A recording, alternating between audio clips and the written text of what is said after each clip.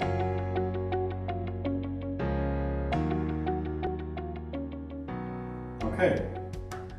I think we have waited enough, so let's start. Hi, hello and welcome to our newest edition of the gridX webinar. Today I'm going to talk about dynamic electricity tariffs, and I would say we should just jump right into it. So just a few words about myself. My name is Manuel von Korup. I'm business development representative at gridX, meaning that I'm always on the lookout for new projects, for new partners, for new markets to dive into. And especially recently, I've noticed that ToU-tariffs or time of use tariffs have become very much a hot topic. I've seen also a lot of other companies doing webinars about this topic. So I thought, or we thought as gridX, let's give our perspective on things, and that's why we're here today. So I'm very happy you're joining, and just to go briefly over it, the things that I want to talk about today are what are ToU tariffs, what the pains and barriers are in implementing them. From our perspective, what's the key to creating such ToU tariff products which are actually attractive to customers?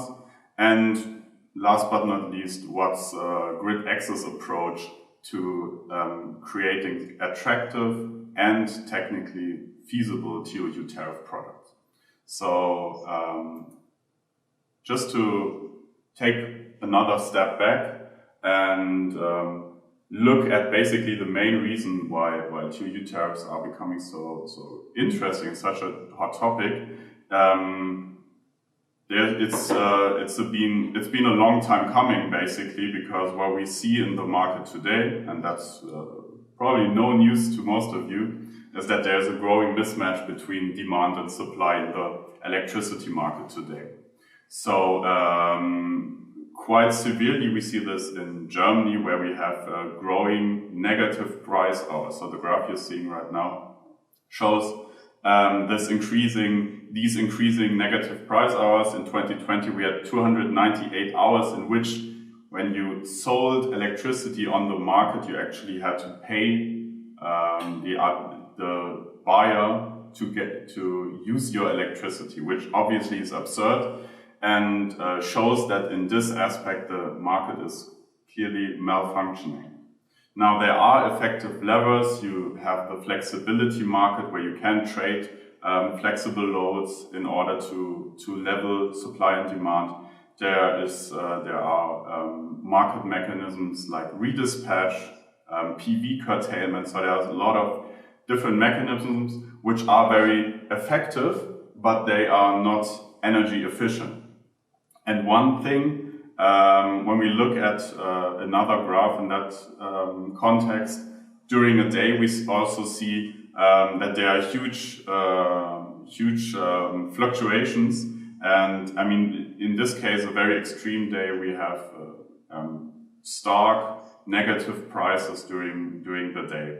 And one thing or one big lever that is not really efficiently used today are ToU tariffs, are flexibility tariffs in terms of private households. So while there are already some flexibility tariffs and many different exist on the market, there isn't really, this lever isn't really efficiently used from our perspective. So today the norm would be that we have fixed price contracts. So if we look at this fixed price contract, obviously the standard contract, you have a fixed price, and that's that you pay for 1 kilowatt hour, and that's it. That's the contract, right? You know what you get.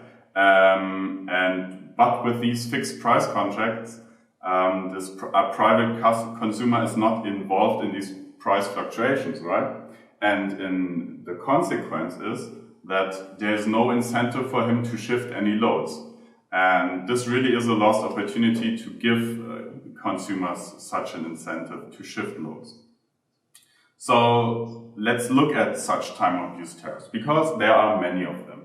There are lots of different variants, and really what you can do is look at time of use tariffs in two dimensions.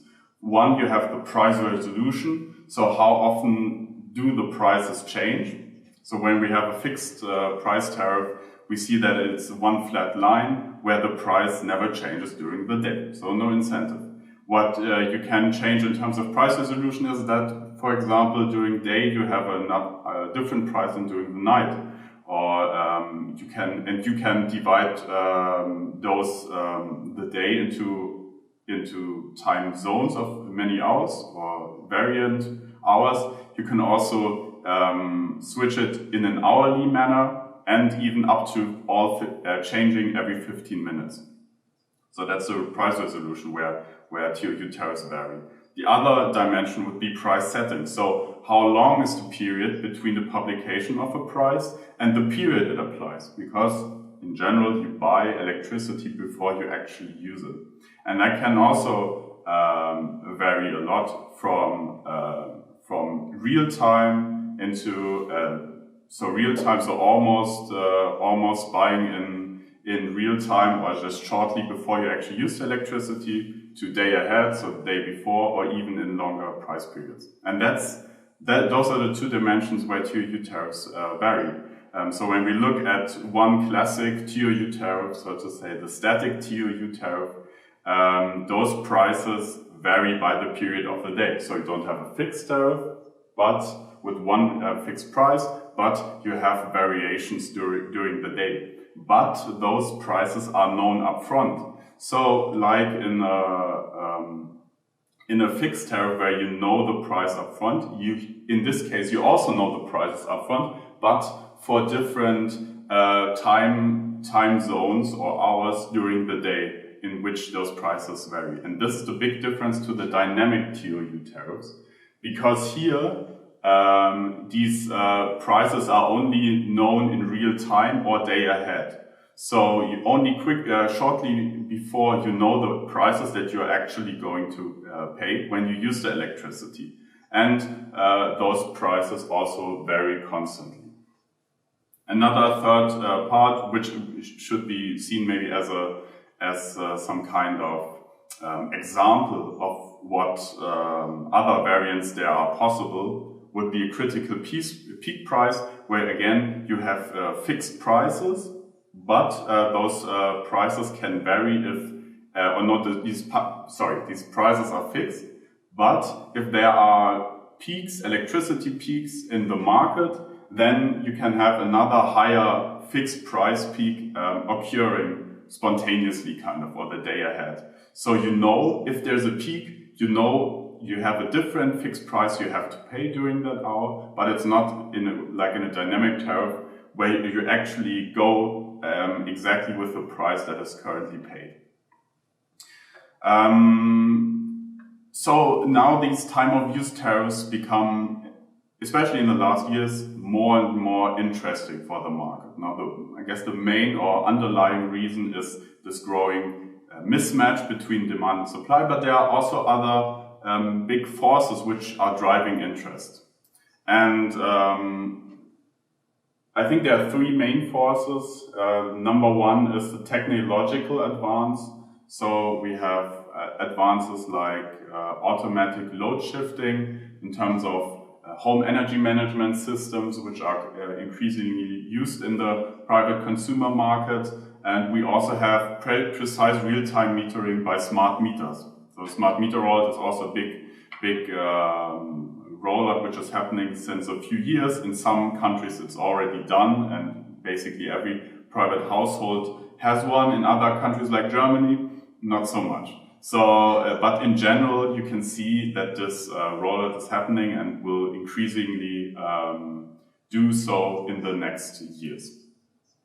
And having such a smart meter, obviously, then is a big requirement in order to offer ToU tariffs, because with the smart meter, you can then actually see the electricity flow and have two-way communication between consumer and electricity supplier. in order to offer real-time prices.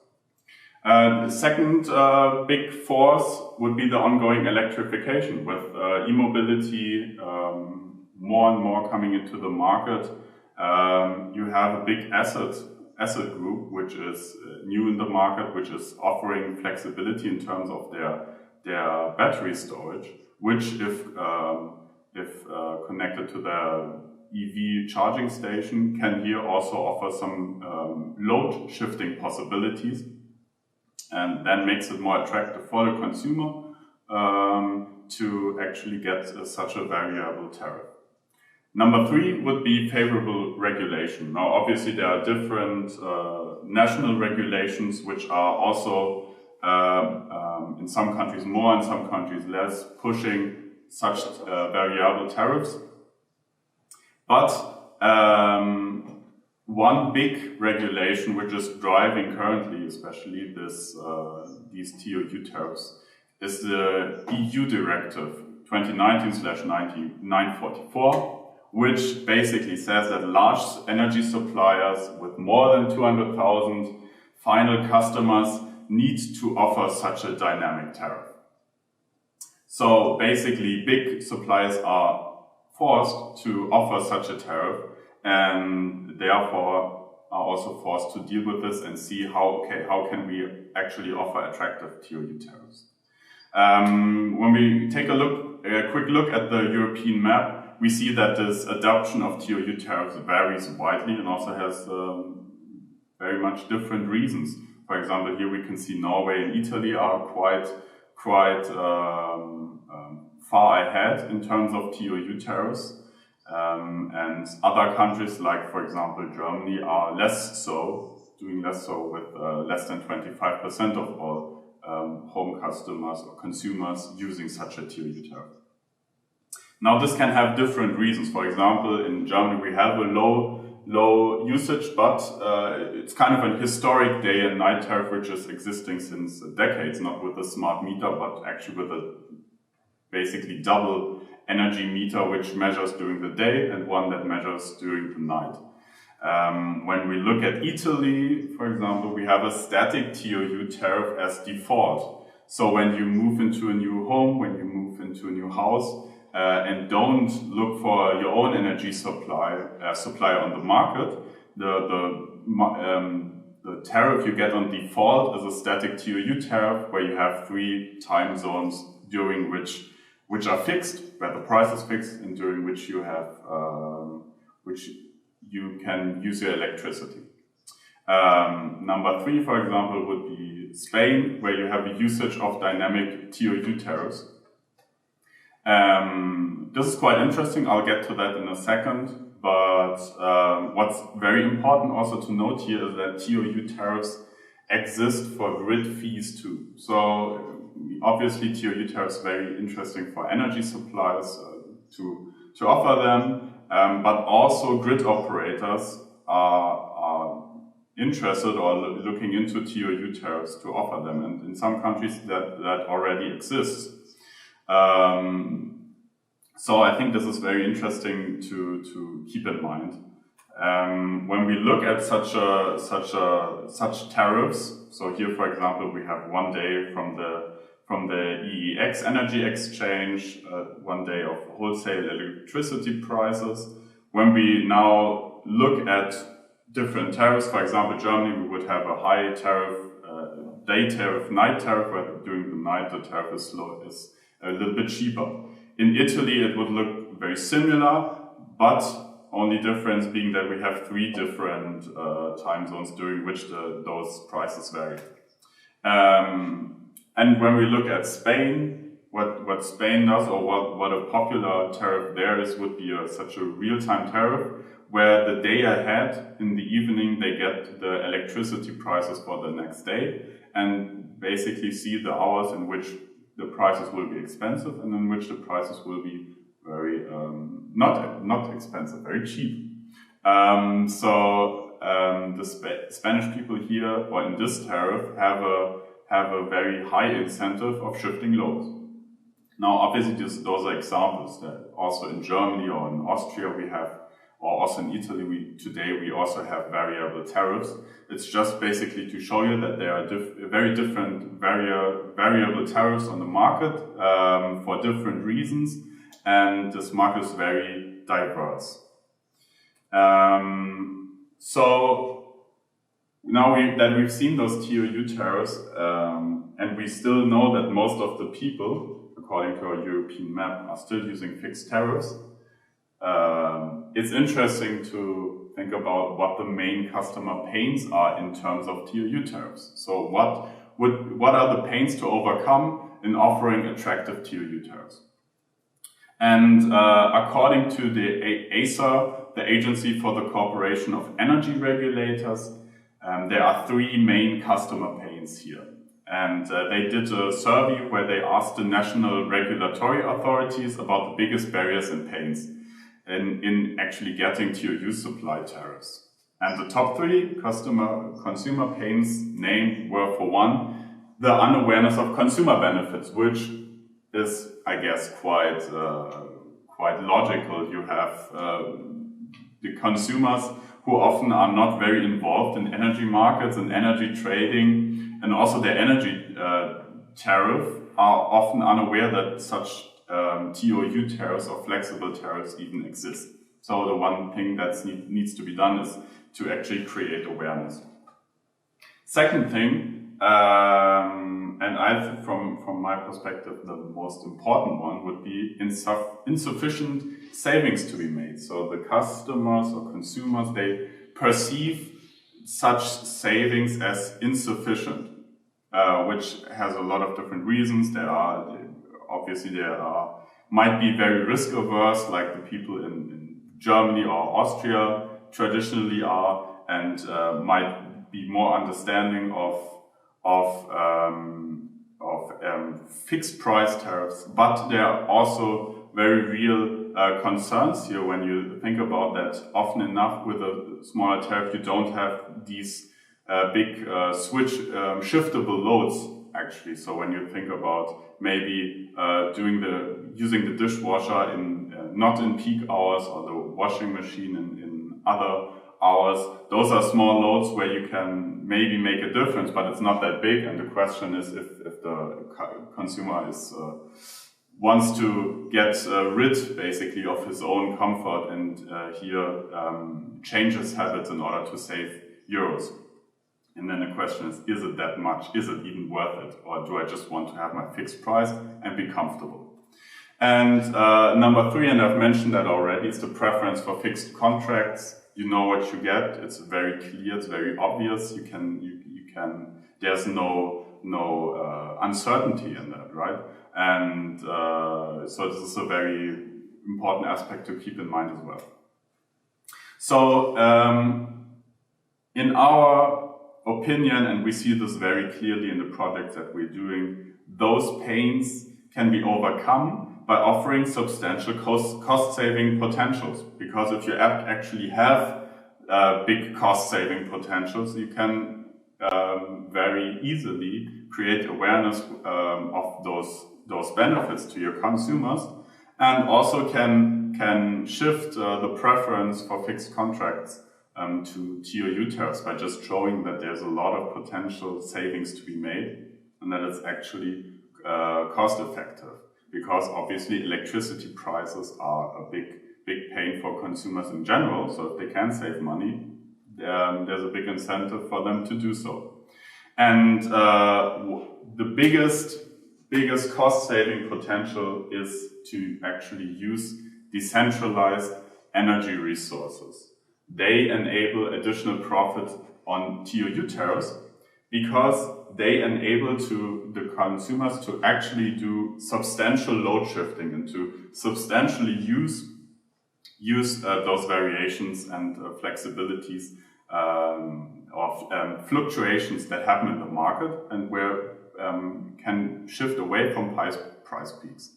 So when we talk about decentralized energy resources, we in terms of ToU tariffs, we mainly think of four of those. Number one, electric vehicles. Like we already mentioned, electric vehicles are also a big driver of ToU-tariffs in Norway, because e-mobility is very strong there, and it's an additional asset class which gives consumers the possibility to shift loads. In this instance, for example, it can be charged and discharged in consideration of current price signals. So if there's a high price peak, we can stop charging, easy. If during the night the EVs, the price is very low, then the EV can be charged during low price peak hours. So there's and because EVs then are a huge load in terms of the general or the total energy consumption, there's a huge savings to be made for consumers. When we think about photovoltaic or PV plants, it's not a it's not a load shifting mechanism in a traditional sense, but it enables self-consuming, obviously, and often enough correlates with price peaks during the day. Even we can think about in another context, if we have very highest price peaks, we can think about in the future about selling this electricity that is produced during the day into the grid and actually making money here.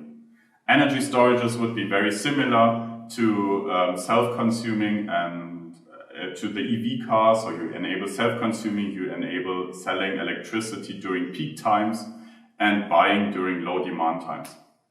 Last but not least, also interesting, heating pumps, also not one that can store electricity and shift peaks in a traditional sense, but it enables heating during low demand times and heating stops during peak times. Now, obviously, you can't go 3 days in the winter without any heating, but you can still not heat or stop heating up or stop using electricity in such peak times for 2 or 3 hours, for example. So one project where we can go a little bit into detail is the usage with EV charging, which we are currently doing with our one partner from Belgium. And what we did here is looking into private households where they have EV charging installed. And what we can see here is that if in a traditional day and night tariff, where during the night the prices are lower, we see that there are savings to be made of, in this case, €1.10, possible €1.10 if the EV is charged during the night instead of during the day. And that already, if you calculate that up to a year, amounts to savings of approximately €80. So already with such a classic day and night tariff, and just by charging during negative peak hours or lower price hours, you can already save €80 with minimal work, basically, or minimal complexity. When we look at the dynamic tariff, though, we see that in this case, or in this example, both, by the way, are the same day on the electricity exchange. This would be the 11th of May. And we have savings of €2.20 here, so double the amount if we again charge during low price hours, in this case 2 to 5 a.m. Here we have yearly savings of approximately €160, and so we even double that. So I think there's, without losing any comfort, without the customer having to go out of his way to change any of his habits, we have substantial cost savings, which obviously are very attractive for customers when we compare those to classic fixed price tariffs. So we've done those customer pains. Let's now focus on the technical feasibilities. What are the technical requirements in general to make such ToU-tariffs technically feasible, and also in a way which is actually attractive to the customer? Because for number one, we need the hardware. So now these requirements that I'm talking about according to IRENA, the International Renewable Agency, who proposed 3 technical requirements which are needed for such tariffs. Number 1 would be the hardware. So, as I mentioned before, we need a smart meter. We need a smart meter. We need data processing software, and here enable two-way communication between the demand response participants, the consumer, and the system operators, in this case, the energy supplier. So what's really needed here is an advanced metering infrastructure to make such dynamic ToU tariffs especially possible and to enable this communication. Number 2 would be software. Obviously, we need an energy management system that can respond to those electricity price signals and automatically adjust consumption. Here we are when we think about this EV example. Again, we need an energy management system which can adjust according to those price signals and adjust those loads according to the customer's preferences, right? So, and number 3 would be communication protocols. Here, IRENA is calling for common interoperable standards to increase the coordination between the stakeholders. Yeah, and those are the 3 technical requirements. So let's look at our approach to ToU tariffs and approach of how we want to solve these technical requirements in a consumer attractive way.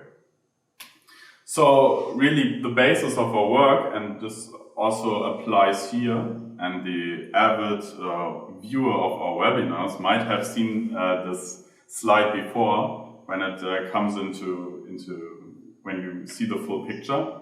We have 4 parts which make up our XENON platform. For one, we have those distributed energy resources. We integrate PV power plants or roof power plants. We integrate energy storages. We integrate charging stations, and we integrate heat pumps. And we do this in an open protocol way where we integrate from different producers, different protocols, which is a very, very important distinction for us to make in order to actually integrate such resources which normally with different protocols and different standards are not able to communicate together or communicate with each other, and therefore making it impossible to actually shift loads effectively to the customers or consumers' preference. So, and this actually is one way when we combine this on the grid box or connect those DERs to our grid box. This is our local computer, which we install, for example, in this case, to consumers in the consumer's home, which connects to those distributed energy resources, controls them, optimizes them accordingly, and implements the platform signals which it gets from our cloud platform. And in our cloud platform, we process, store, and consolidate data. Now, in case of the ToU tariffs, this means that we compute opportunity costs in terms of calculating when to shift loads in what manner and so on. We here compute demand and production forecasting in terms of, actually in an intelligent way, shift those loads and see and predict for the future how those loads should be shifted most effectively and cost effectively. And last but not least, we integrate the current electricity exchange prices. So normally we would do this via an API. For example, in projects, we just over an API get those electricity prices, and then with those price signals can therefore adjust our load shifting.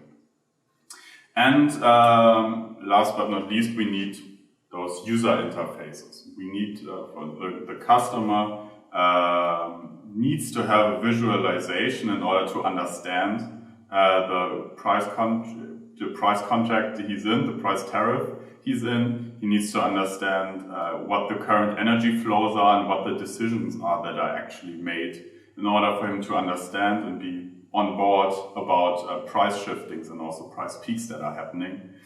And so important things here to visualize for him are current energy flows, cost savings and earnings, and CO2 savings as well, if needed.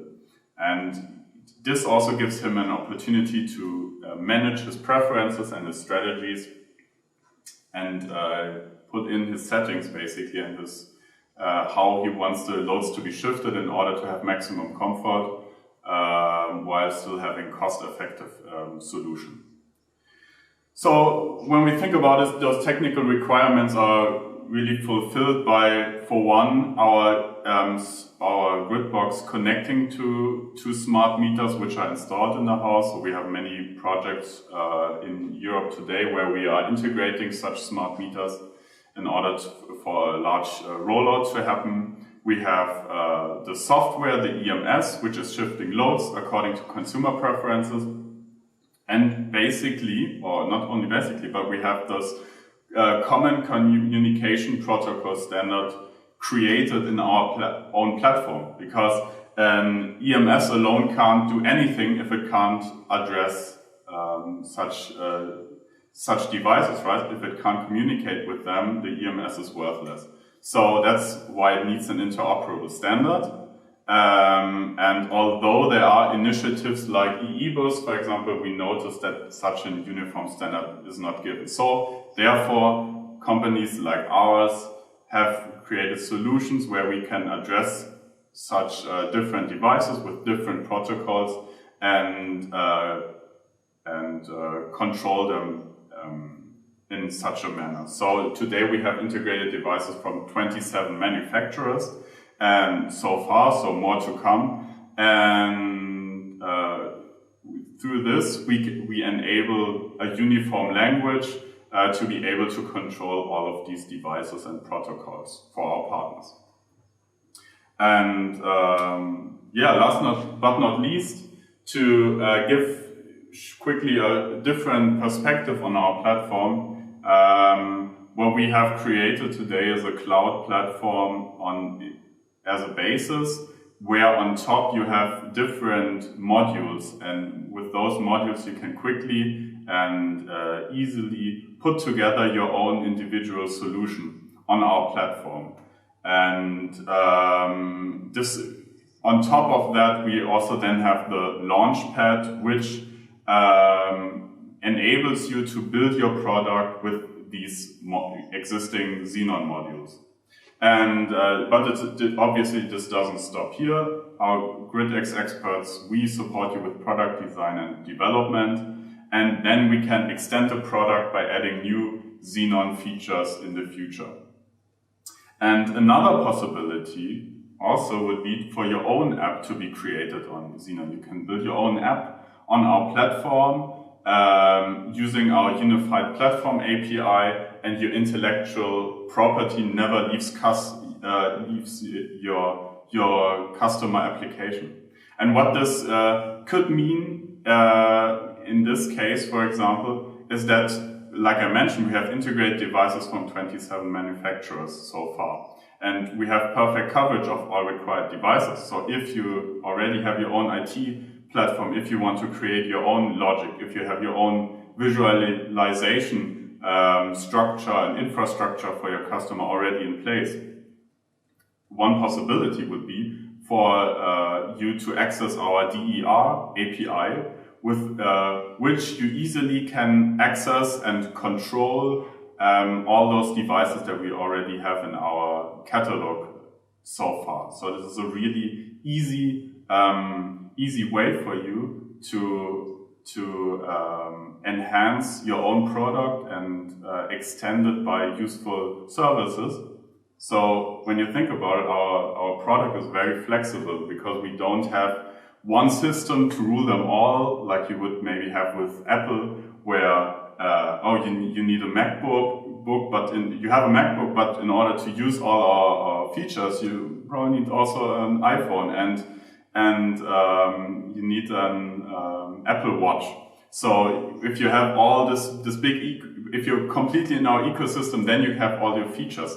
But instead, while this is also possible, and while you can build your own products completely on our XENON platform, it's also possible to use existing infrastructure and to use existing integrations, to use your existing IT platform or existing DERs that you're already integrating. And on top of that, we can build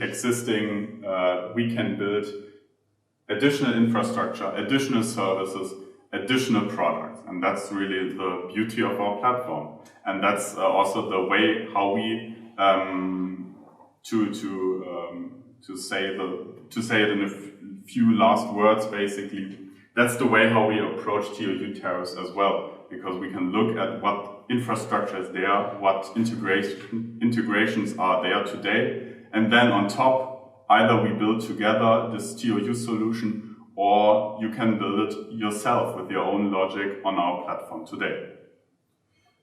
So that's it from my side. Thank you for listening. Thank you for attending. And now, if you have any questions, if there are any open questions for you, type them in, and I'll be happy to answer them to the best of my knowledge.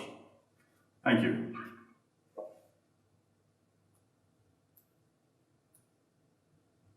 Is it possible to connect batteries of different custom manufacturers, I guess, with the gridbox?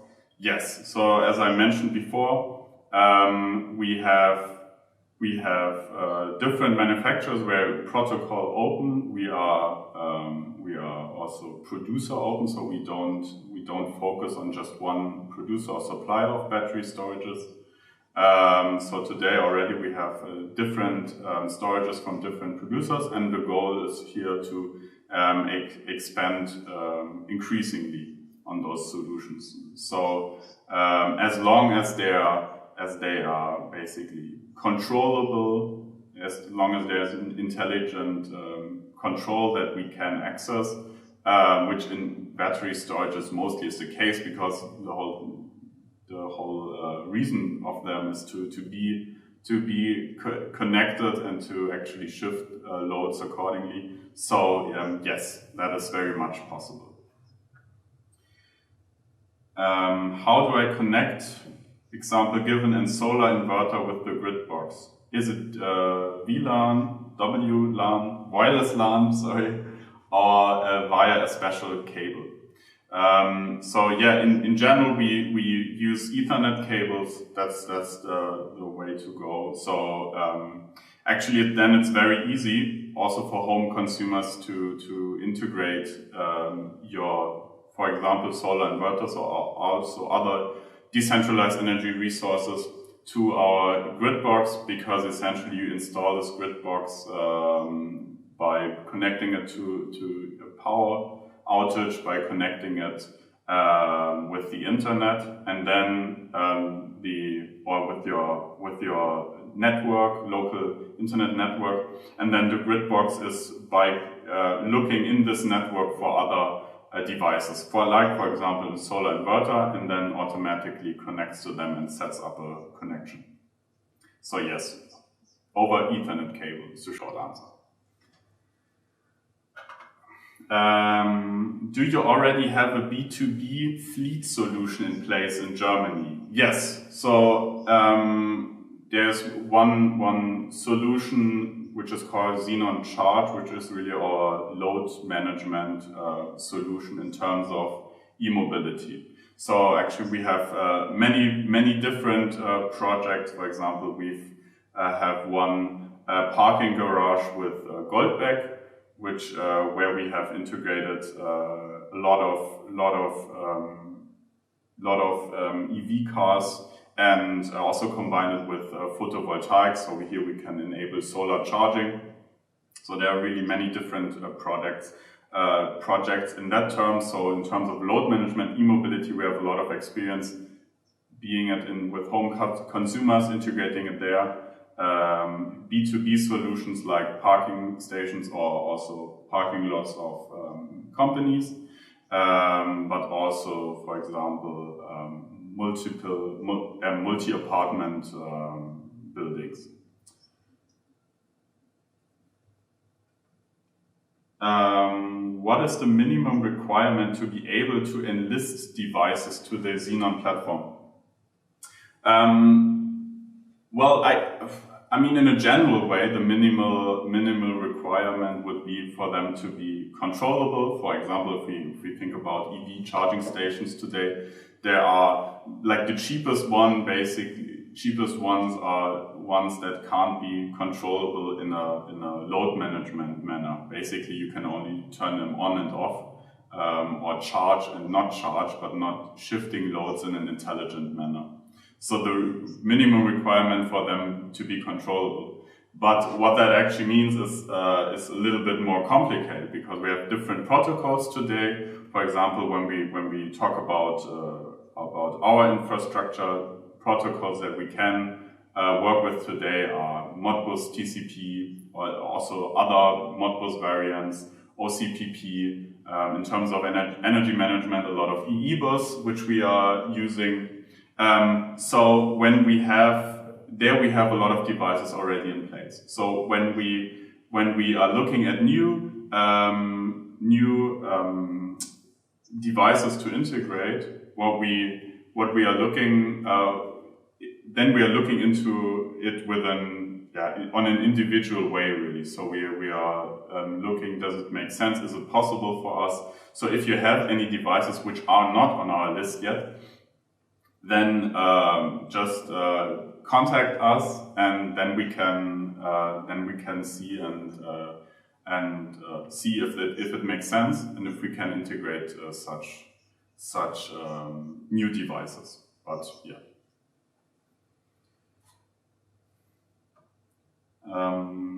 Another one. Do you send the PDF presentation to participants?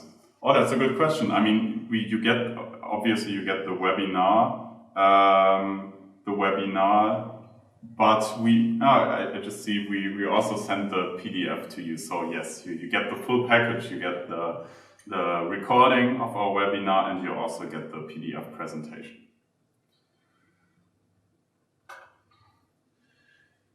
Okay, what else do we have here?